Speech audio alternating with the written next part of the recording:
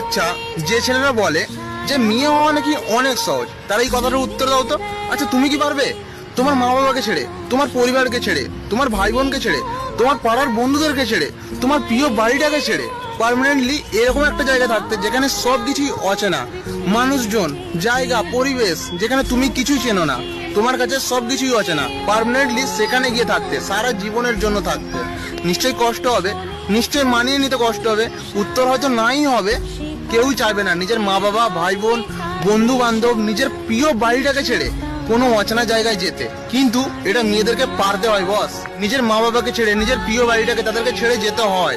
একটা অচেনা সমাজে তাদেরকে মানিয়ে নিতে হয়। বিশেষ করো আমরা তো ভাগ্যবান, আমরা ছেলে, নয়তো মেয়েদের যেই বাড়িতে জন্ম হয় সেই বাড়িতেই তাদেরকে একদিন আত্মীয় হয়ে যেতে হয়। কি কথাগুলো সত্যি তো? কমেন্টে নিশ্চয়ই জানিও।